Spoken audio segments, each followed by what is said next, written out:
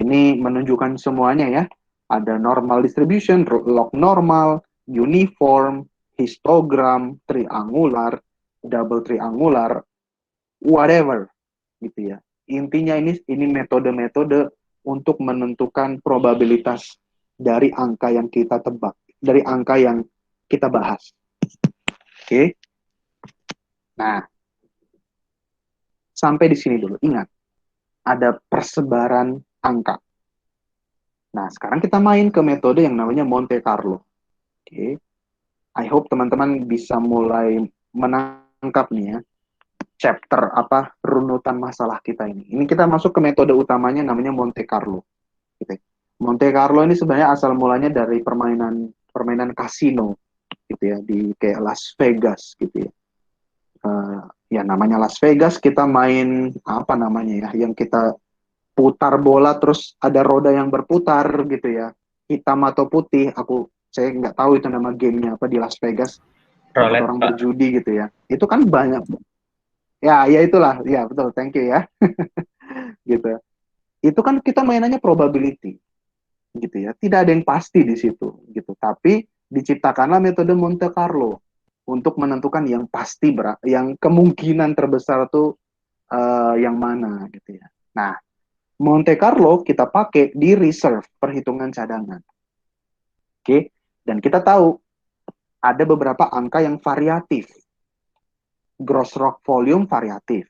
Oke, artinya volume reservoir kita nggak ada yang tahu. Variatif, bisa segini, bisa segitu, bisa segono gitu ya. We don't know. Ada tapi probabilitasnya masing-masing. Kemudian juga fraction containing hydrocarbon. Ini artinya saturasi ya. Ini saya ambil dari buku lain dan biasanya beda buku, beda istilah. Ya, tapi fraction containing hydrocarbon maksudnya itu saturasi. Nah, saturasinya juga gimana? 50% saturasi, 70%, 60%, we don't know. Saya cuma punya beberapa angka, masing-masing punya kemungkinan. Oke. Kemudian juga ada expansion volume factor. Biasanya kita sebutnya B, tapi di buku yang saya kutip ini dia makainya E. It's okay, it doesn't matter gitu ya. Yang penting teman-teman tahu konsepnya. Kemudian juga ada recovery factor. Kita punya 4 faktor nih, teman-teman. Yang masing-masing nggak ada kepastian di situ. Tidak ada kepastian di dalam masing-masing angka ini. Tapi saya punya rentang. Oke, Oke, kita sekarang mau melakukan itu di Monte Carlo. Monte Carlo analysis randomly selects kombinasi of these parameter according to the distribution that we give it using a computer algorithm many times builds up a reserve distribution curve where the vertical axis will depend on the number of times that each number occur. Ya, jadi kayak istilahnya kayak kita main di Las Vegas, main judi gitu. Jadi kita keluarkan dadunya gitu ya, berputar, gross rock volume-nya berapa kali muncul. Angka gross rock volume 1 juta berapa kali muncul. Angka gross rock volume 300.000 berapa kali muncul. Dilakukan running seperti itu 1 juta kali, dan nanti dilihat uh, frekuensi dia munculnya. Dari situ kita hitung probability-nya, gitu ya. Semoga saya bisa menunjukkan dengan software saya ya, tapi nanti saya nggak tahu nih software saya bisa dipakai atau enggak, tapi kita lihat nanti ya. Saya coba cari videonya juga kalau bisa, gitu ya. Nah, dari situ Monte Carlo is more appropriate for exploration stage than during the development stage, where a set of deterministic must be built gitu. Jadi maksud statement ini adalah biasanya metode probabilistik dengan Monte Carlo ini lebih cocok kita lakukan di awal mula kita melakukan pengembangan lapangan. Jadi belum ada banyak skenario pengembangan, kita belum tahu drilling mau berapa kali, fracturing mau berapa kali, workover mau berapa kali. Data kita terbatas, disitulah kita pakai Monte Carlo gitu ya. Nah, jadi Monte Carlo ini dia mau coba nih. Suppose we are trying to combine two independent variable. Gitu ya. Jadi saya mau menganalisa dengan Monte Carlo gross reservoir thickness. Oke. Jadi saya mau menganalisa gross thickness-nya aja, dan saya juga mau menganalisa net to gross. Ya. Saya mau menganalisa gross thickness, ketebalan reservoir, Dan saya juga mau menganalisa net to gross. Oke, ini saya punya angkanya, saya punya dugaan, dan saya punya persebarannya. Gitu. Jadi menurut saya gross reservoir thickness itu lebih cocok log normal, normal distribution, ya. Jadi kira-kira seperti itu. Jadi misalnya 20 meter 20 meter sampai 800 meter ketebalan reservoir saya. Bayangkan jauh sekali kan ininya, rentangnya ya. 20 sampai 800. Seperti itu. Atau ini mungkin dia typo buku ini ya, harusnya ini 80 kalau saya lihat dari gambar ini. 20 meter sampai 80 meter kemungkinannya dengan distribusi normal.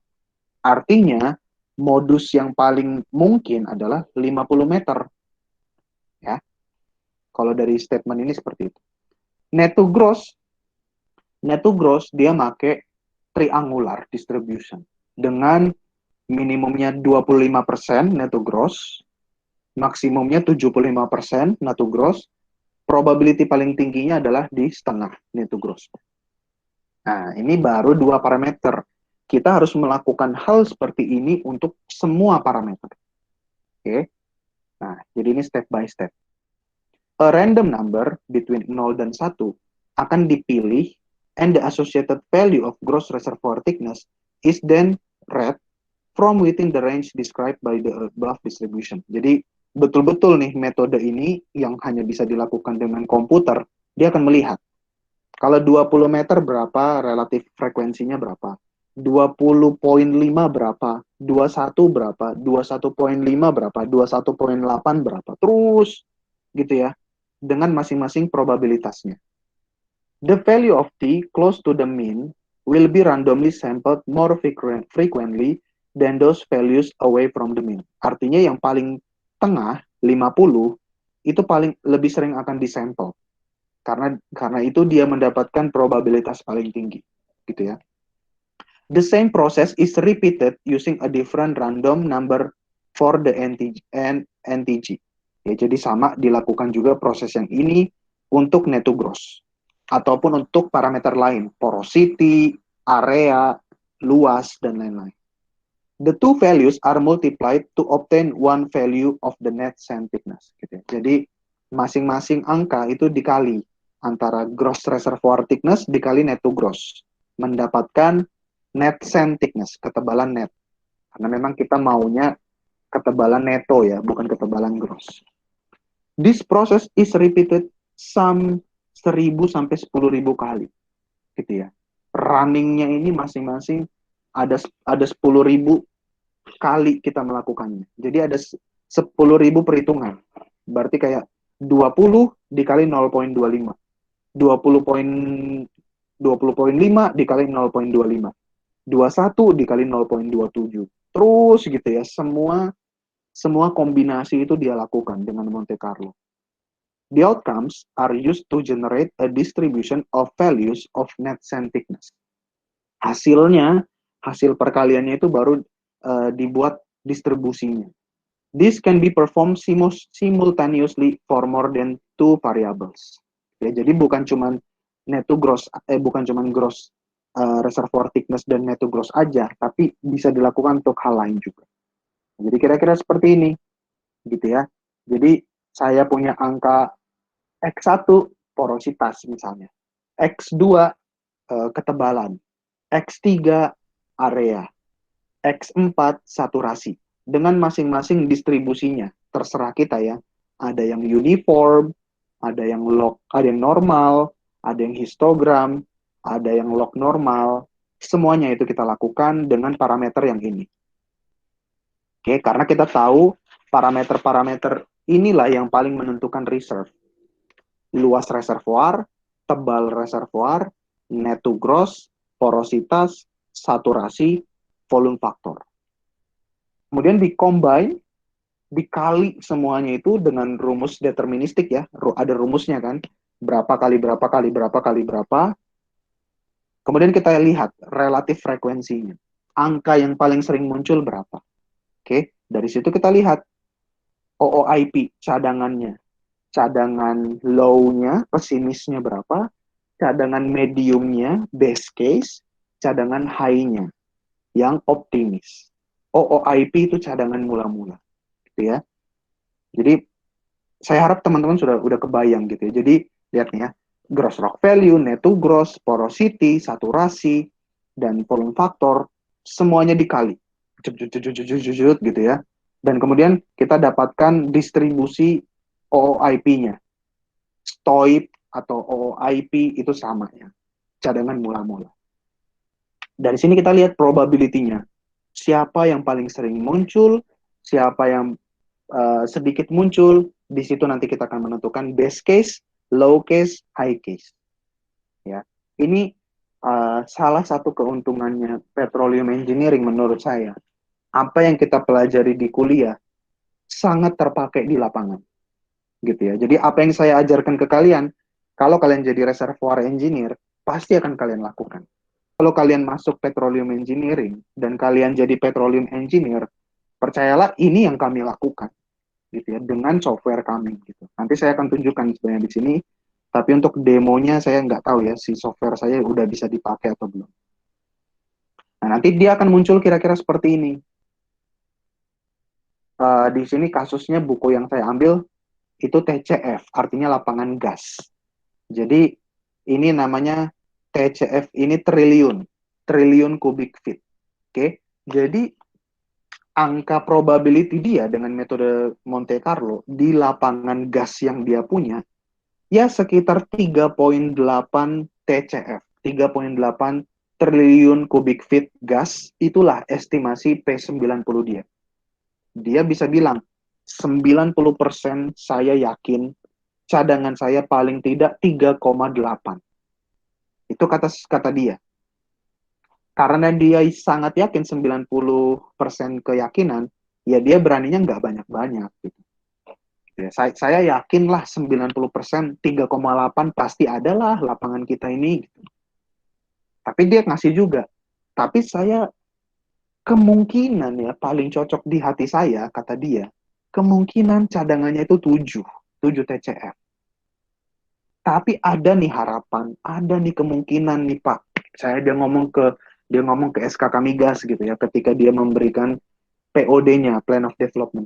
Tapi ada nih harapan Pak, walaupun saya cuma yakin 10%, dengan 10% keyakinan gitu ya, P9, P10, bahwa cadangan lapangan kita ini bisa kok sampai 11. Nah, kira-kira seperti itu. Nanti engineer tugasnya sampai di sini aja. Masalah pekerjaan, pengembangan, investasi itu manajemen yang akan memikirkan gitu. Nanti decision making dia itu manajemen terserah gitu. Kita cuma memberikan angka ini. Tentu saja akan berbeda kalau kalau cadangan kita 3,8 artinya duit yang kita akan dapatkan kita jual gas ya sebanyak 3,8 aja kita jual gas. Misalnya kita jual gas ke pabrik listrik atau pabrik pupuk, ya jualan kita ya sebanyak ini. Artinya aktivitas atau investasi saya mau drilling, mau workover, saya juga nggak berani banyak-banyak. Kenapa? Karena ya stok saya cuma 3,8. Nah, tapi kalau stok saya sampai 11, saya berani. Saya lakukan ini, saya lakukan itu, saya lakukan ini supaya dapat banyak gas. Gitu. Jadi ini menentukan manajemen akan ngambil decision-nya di mana. Dan ini kalau kita ngomongin lapangan gas, ini akan menentukan juga calon pembeli gas kita siapa. Gitu ya. Karena gas tidak bisa kita tampung dalam tangki. Gas kita itu harus kita produksikan dan kita jual ke buyer, ke pembeli. Setiap hari kita jual ke buyer. Nggak bisa kita nyetok gas di tangki. Kalau minyak bisa di tangki, gampang. Tapi kalau gas, harus kita bayar langsung, harus kita jual langsung lewat pipa ke pembeli. Dan pembeli, misalnya pabrik atau pembangkit listrik atau pabrik pupuk, dia nggak mau supply gas kita putus-putus gitu. Jadi dia bilang, cadanganmu berapa? Kalau 11, oke, 11 triliun kubik feet, kita kontrak 10 tahun. Kita kontrak 5 tahun, kamu jual gas ke saya. Tidak boleh ada putus. Gitu. Tapi kalau cadanganmu cuma 3,8 triliun kubik feet, ya saya ragu kamu bisa memberikan saya gas selama 10 tahun. Jangan-jangan nanti sumurmu mati semua, karena cadanganmu dikit. Nah, gitu permainannya kalau gas ya. Buyer, pembeli gas kita, akan tanya, sebenarnya gasmu berapa? Kalau gasmu banyak, saya berani bikin kontrak dengan kamu. Saya beli gas kamu 10 tahun. Gitu. Tapi once kamu ternyata tidak mampu mencapai 11 triliun kubik feet, saya akan penalti kamu setiap harinya.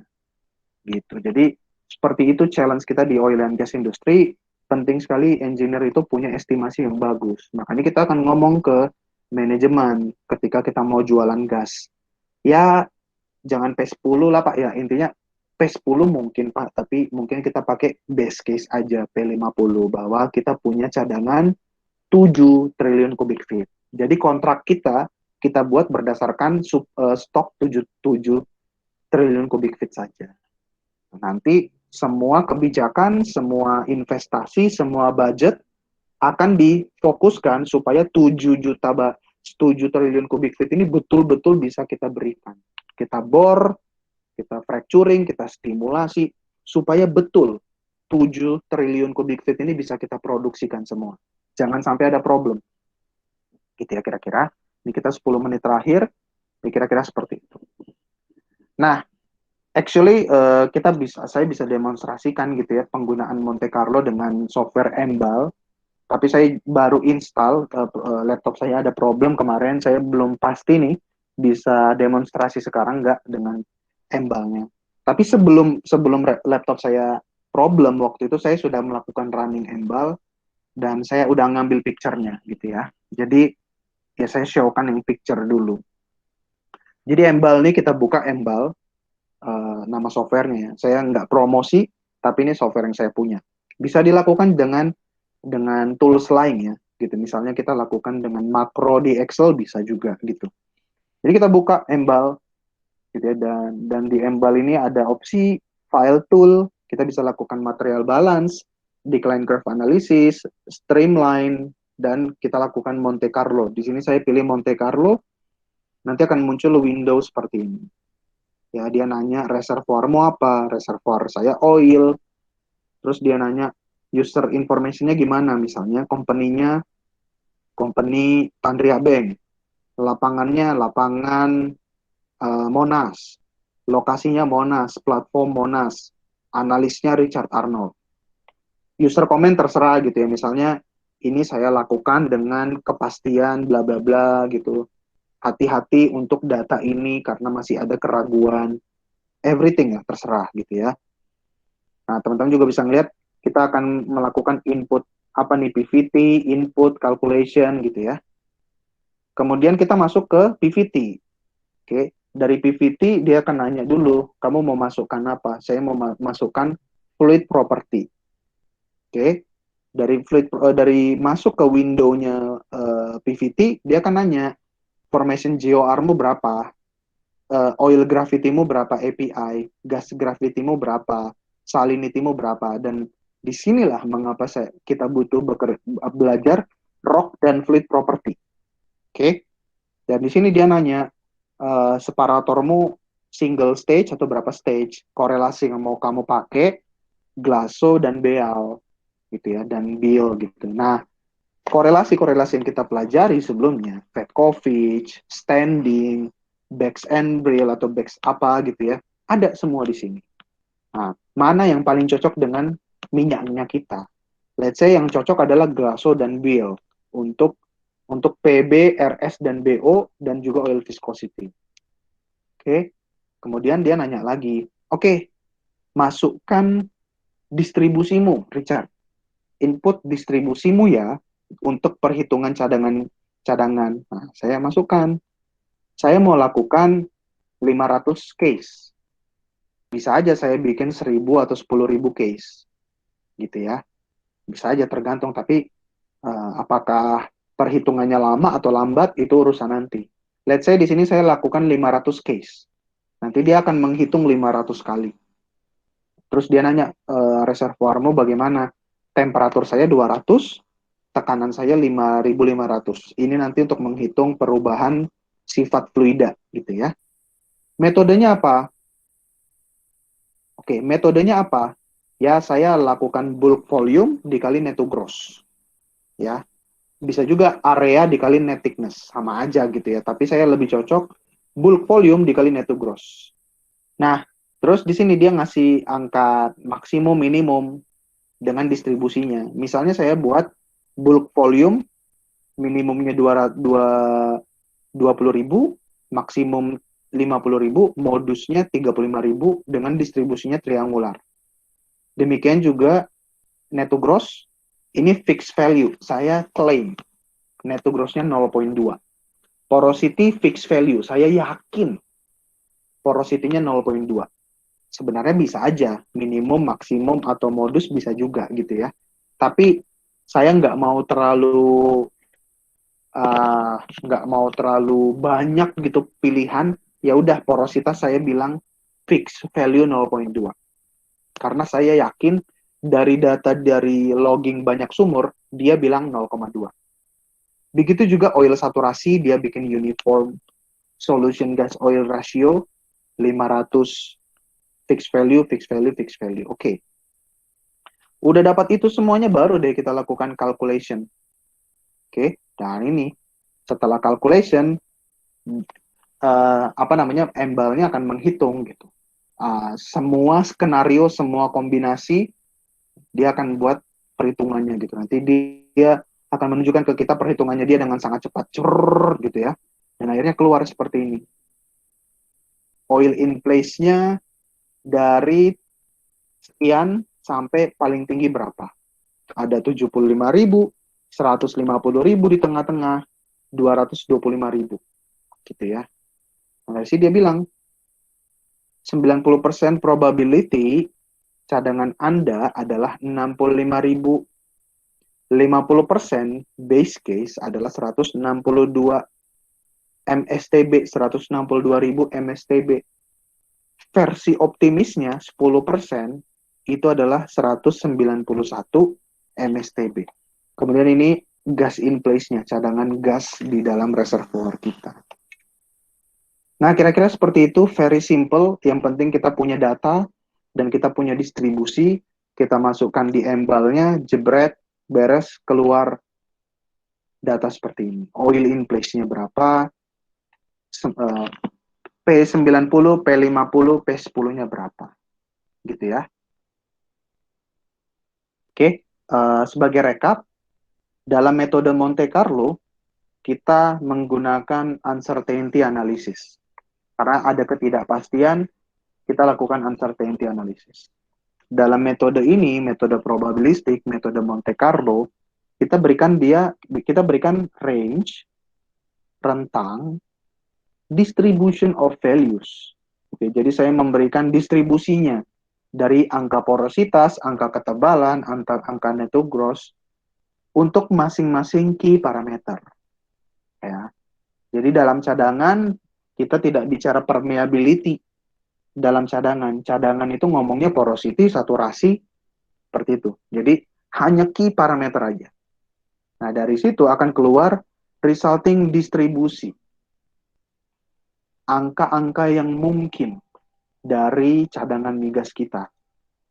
Resulting distribusi akan kemudian dikombine to produce a final estimate of hydrocarbon in place. Oke, kira-kira seperti itu, barulah kita dapat angka estimasinya secara probabilistik.